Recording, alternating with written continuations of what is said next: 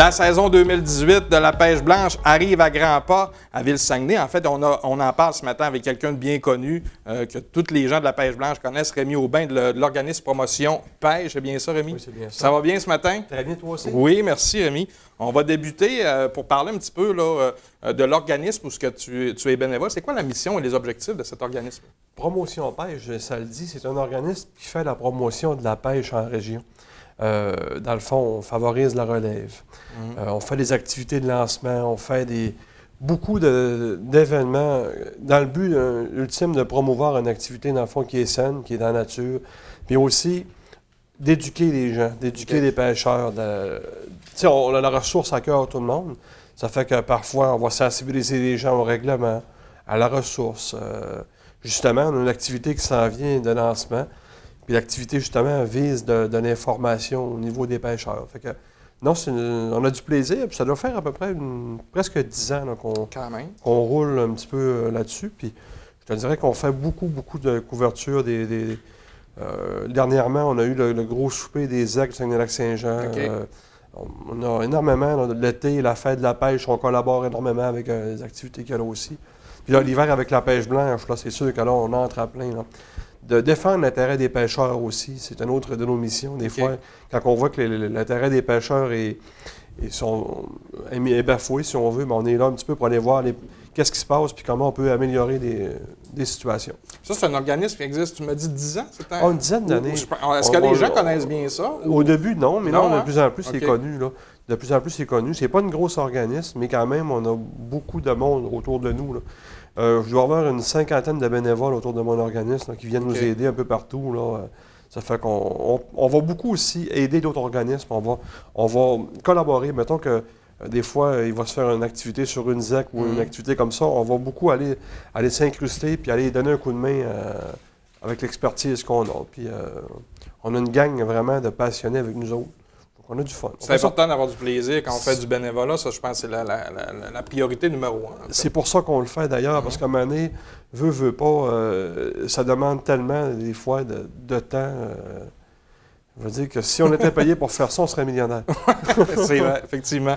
Rémi, si on parle de ce qui s'en vient à la saison 2018 au niveau des poissons et tout ce qui va se passer au niveau de la pêche blanche, tu peux nous dire quoi ce matin? Bien, moi, depuis, je dirais, quelques années, mon regard est très positif vers quand on parle de pêche récréative, parce que dans le Saguenay, on a eu des années très difficiles. Je me rappelle, moi, il y a 5 ou 10 ans, où les poissons étaient sérieusement en déclin. On a vu les sabasses, il n'y en avait pratiquement plus. Okay. La morue, c'était difficile. On l'a vu, là, le turbo. Et là, on se rappelle le retour des petits sabasses qui est de plus en plus présent dans le Saguenay. Il y en a beaucoup. Puis les petits sabasses qui sont arrivés à la cohorte de 2011, ils commencent à avoir là, 6, 7, 8 pouces. Ils vont être bientôt pêcheurs, puis il y en a énormément. On va revivre, j'ai l'impression, je présume toujours, parce que je n'ai pas la preuve scientifique, mais je pense que d'ici quelques années, on va revivre un boom important. Okay. On a le retour de la morue franche aussi, parce qu'on voit on a vu beaucoup de pêcheurs l'an passé faire des quotas de morue, ce qu'on ne voyait plus du tout. On a le turbo qui est revenu. Donc, on voit des choses intéressantes. Puis on a même des objectifs à long terme aussi. On veut toujours faire ouvrir le flétan. On fait des demandes depuis plusieurs années pour essayer de faire ouvrir le flétan. On fait des demandes pour faire ouvrir le crabe, parce que dans le Saguenay, il y a des crabes des neiges qui vivent là. Ah bon? Il y a des gros crabes qui vivent là. On ne peut pas les pêcher encore. Donc, on sait d'abord les retombées économiques que ça a. Ça nous amène à favoriser ça. Puis on sait que plus il y a des espèces d'ouvertes, plus ça diversifie le produit de pêche, plus ça attire du monde, mais en même temps, ça protège d'autres espèces parce que les gens se concentrent sur d'autres sortes de poissons. Puis qu'est-ce qui explique, Rémi, que les poissons viennent de plus en plus? Puis pourtant, il y a de plus en plus de pêcheurs, à mon avis, non? Bien, il y a plusieurs choses qui peuvent l'expliquer en même temps. Pour les morues, par exemple, on sait qu'il y a eu un moratoire sur la morue dans le fleuve Saint-Laurent. C'est sûr que quand il y a un moratoire sur la pêche commerciale, bien, ça a un impact à long terme. Ça va sûrement faire augmenter le nombre de poissons. Et plus il y a du poisson dans le fleuve Saint-Laurent, plus il risque d'en pénétrer dans le Saguenay. Pour le sabasse, c'est inexpliqué. C'est une cohorte de 2011. Il y a eu 3 ou 4 reproductions en ligne de chaque année. Ça faisait 30 à 40 ans qu'ils n'avaient pas vu ça. On a vu apparaître dans le Saguenay des milliers de petits sabasses. Il y en a tellement que même les gens qui pêchent à l'éperlant se retrouvent à attraper des petits sabasses de 3, 4, 5 pouces. Ce qu'on ne voyait pas avant. Ça fait 30 ans, 40 ans qu'on ne voit pas ça. Donc, On en voit partout, même sur les sonores, on en voit des bancs passer énormes. Ils ne se tiennent pas profond pour l'instant. Ils se tiennent à 20, 25, 30 pieds. Et c'est là qu'on demande aux gens qui en prennent par accident d'essayer de les remettre doucement à l'eau. Je sais qu'il y en a qui ne survivent pas. C'est pas évident, hein? Mais on essaye de les remettre doucement à l'eau, puis parfois ils repartent. Au moins, plutôt que de les laisser se gaspiller. Là. Au moins, mais ça, c'est de l'espoir, ce qu'on voit là. Parce qu'on sait qu'ils vont grossir, puis ils vont être pêchables tantôt. Puis les sébastes, s'ils sont nombreux, bien, on sait l'impact. Mais il faut être conscient que si la ressource revient bientôt, il va falloir aussi au niveau des quotas, puis au niveau de la ressource, la surveiller. Parce que dans les années 80, lorsqu'il y avait une abondance de sébastes, personne n'avait vraiment de quotas à l'époque. Et on a vu, depuis les 10 dernières années, la ressource plantée. Là, les gens vont dire, c'est pas les pêcheurs à la ligne, mais le Saguenay, c'est petit, c'est peut-être 100 km. Prenez, à l'époque, un pêcheur pouvait prendre à lui seul peut-être 1000 sébastes dans l'hiver, à lui seul. Ça fait que si tu as 100 pêcheurs qui prennent 1000 sébastes, ça fait 100 000. Ça va vite, oui. C'est pas long que ça monte vite. Aujourd'hui, on ne parle plus de 1000 sébastes par hiver. On parle peut-être d'un pêcheur qui va en prendre 50, 60 par hiver. Y a-t-il un quota de sébastes par hiver? Oui, maintenant, c'est 5 pour le poisson de fond total. Okay. Tu vas à la pêche, tu vas te prendre peut-être 2 morues, 2 turbos. Par jour, ça? Oui. Okay. Mettons 2 morues, 2 turbos, un sébaste, tu as un quota. Okay. Un quota en prise quotidienne. Mais c'est sûr que si jamais, on le sait que si jamais un jour les poissons se mettent à augmenter en population, que les biologistes de l'Institut Maurice Lamontagne voient que ça va bien, on ne dit pas non, eux autres ils disent pas non à dire une augmentation de saison, une augmentation des quotas. Mais eux vont vraiment évaluer avec la ressource qu'est-ce qui est possible de prendre. Il faut que nous, les pêcheurs aussi, on soit responsables pour qu'on puisse avoir une pérennité dans l'activité puis un développement durable. Puis, Rémi, on en parlait tantôt, de plus en plus, la pêche blanche est une activité économique pour la région. On parle là, de la nouvelle que j'ai vue, en fait, c'est mettre des pontes sur les glaces pour aller plus rapidement pour que l'épaisseur de la glace. Tu en penses quoi de cette nouvelle-là? Est-ce que c'est bon? Est-ce que c'est faisable aussi? Ça se fait ailleurs. Ça se fait ailleurs dans le monde. Ça se fait ailleurs au Québec aussi. Vous savez qu'avec une activité économique aussi importante, on veut tenter tous les moyens, exemple, pour rallonger les saisons. On sait que dans la nature, avec les changements climatiques, on va avoir des hivers de plus en plus courts, avec des changements climatiques. Mais on sait que s'il y a des endroits, par exemple, parce qu'on a 11 pouces, on a 10 pouces, puis qu'on est retardé de 2 semaines pour ça, c'est énorme dans la ville. Ouais. Fait que si on est capable, avec soit un arrosage partiel à certains endroits, ou soit un arrosage complet, ça dépend. Il y a beaucoup de techniques qui existent à ça. Et on est au balbutiement présentement d'aller chercher les techniques, d'aller vérifier qu'est-ce qui est faisable, qu'est-ce qu'on ne fait pas pour améliorer. Puis je pense que chacun a son petit mot à dire là-dessus. Il y a même des gens d'expérience, d'autres associations à l'extérieur qui risquent de nous amener de l'information aussi à nous pour aller voir comment on procède. C'est sûr que c'est de l'eau de la baie. Là, les gens vont me dire c'est de l'eau salée. Non, c'est pas de l'eau salée.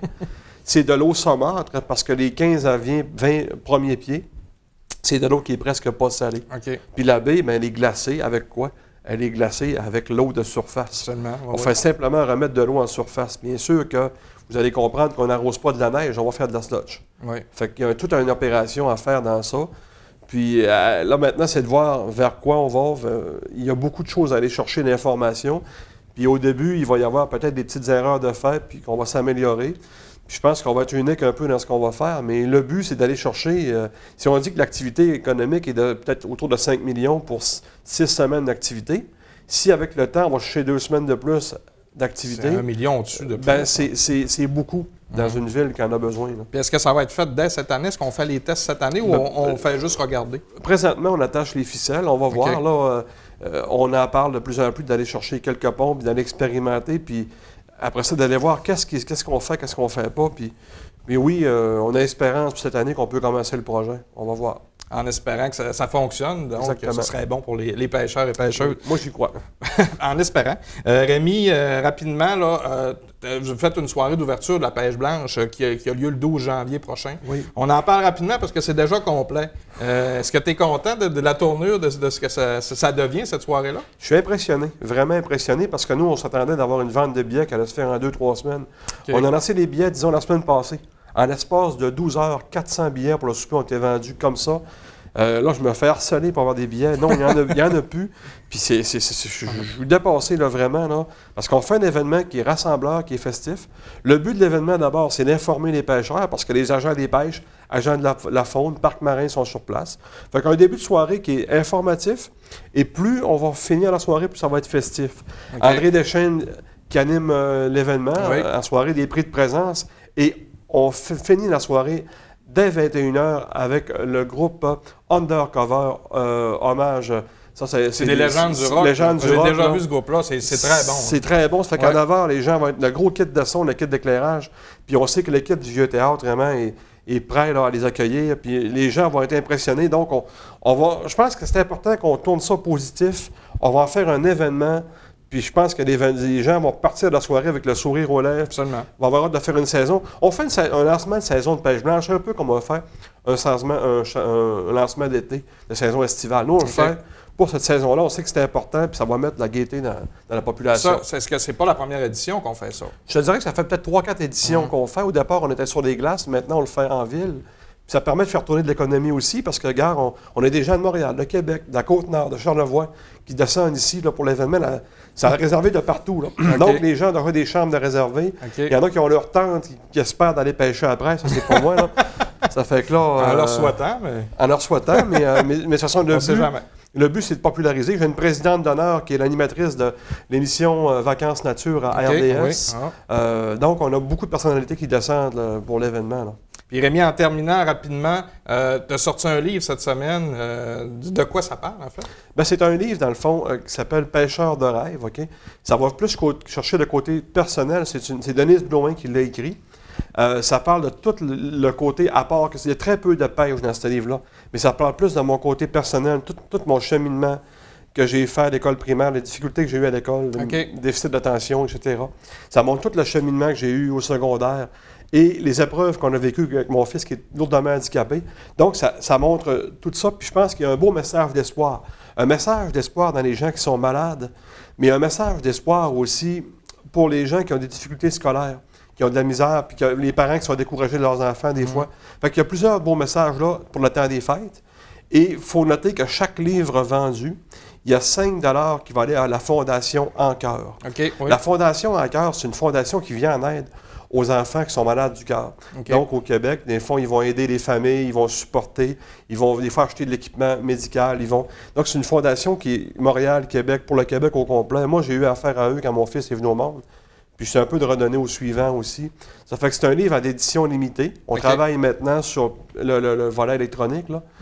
Mais c'est vraiment un don de soi, ce livre-là. C'est un travail formidable de Denise Blouin qui a pris 3 ans et demi pour le réaliser.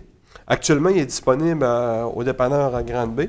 Elle a commencé le 21, mais c'est là qu'on va voir après ça avec la demande. S'il y a une demande, on va peut-être le mettre ailleurs. Mais on a déjà la moitié des livres découlés quand même. Ça va quand même très bien. Là. Donc, on a présentement, si on veut, le livre est seulement disponible à l'accommodation des 21. Pour l'instant. Est-ce qu'on peut appeler pour savoir s'il y en reste ou on se présente directement, il n'y a pas de problème? Vous pouvez appeler directement, il n'y a pas de problème. C'est sûr que pour les fêtes, je trouve que ça fait un beau cadeau. Absolument, oui. Ça fait un don, puis ça fait un beau cadeau. Puis je vous dis qu'il y a des beaux messages dans ça. Le livre, au début, il commence graduellement. Mais c'est rough. Fait des bouts, vous allez voir, à un moment donné, c'est émotif, c'est rough, mais ça finit bien. Parfait. C'est un beau message. Non, ben Rémi, je te remercie beaucoup. Félicitations pour le livre, parce que c'est pas évident de se livrer souvent à plusieurs personnes, en fait, surtout notre vie personnelle. Donc, c'est pas évident, mais dans le règne qu'on vit aujourd'hui, ce que les gens vivent beaucoup de difficultés. Ça fait du bien. C'est pas toujours positif. Fait que de lancer des messages comme ça, surtout à l'approche des fêtes, ça fait du bien à nous autres, puis ça fait du bien au monde. Puis de savoir qu'on peut donner à certaines personnes, des fois, un goût à la vie, de l'espoir, mais moi, je pense que ça fait du bien des fois. Très beau message, Rémi. C'est là-dessus qu'on va se quitter. Je te remercie. Je te souhaite une bonne saison 2018 de pêche blanche, Rémi. Bien, merci beaucoup. Merci, bonne journée. Merci, bonne journée.